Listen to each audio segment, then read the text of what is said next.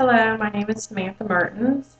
I'd like to begin by telling you my intro will contain my thesis that is marriage is more than a contractual agreement between two people. It is also when two people share their lives emotionally and economically. In paragraph 2, I will discuss the different forms of marriage. In paragraph 3, I will discuss a type of marriage called polygamy. And in paragraph 5, I will discuss how marriage can be torn, and then I will come to my conclusion.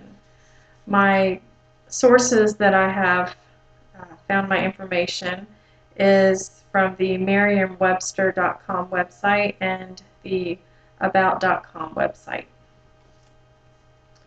I've been married for 13 years, so I thought that it would be only fitting for me to define what marriage means to me.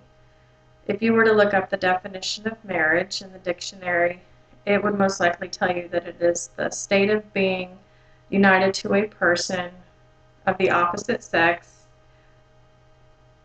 as husband or wife in a consensual and contractual relationship recognized by law.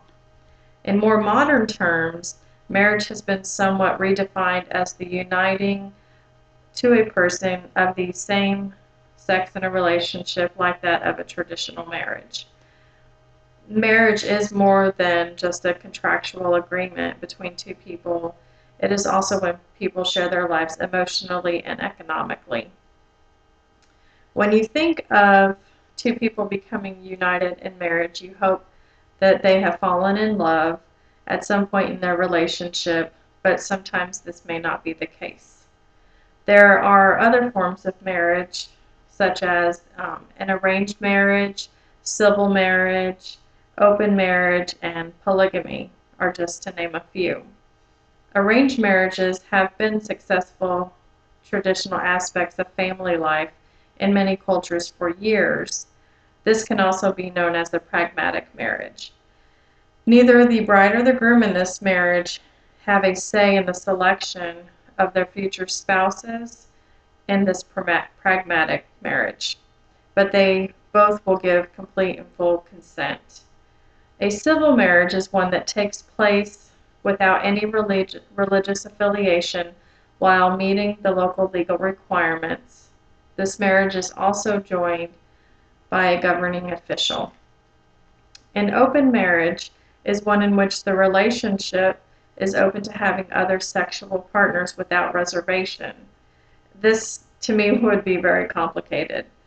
Now, if we want to talk about real complicated, then we bring up the marriage of polygamy. You will typically see a man married to several women at one time, but this is more common than the latter. Also, polygamy was criminalized by Abraham Lincoln in 1862, and it is believed that there are still many that continue in the type of this marriage. In today's society, we have a polygamous family that has become public with their beliefs and have even started their own reality show called Sister Wives. I can say that I have watched this because I found their lives intriguing, but not sure that if it was a life that I would ever choose for myself.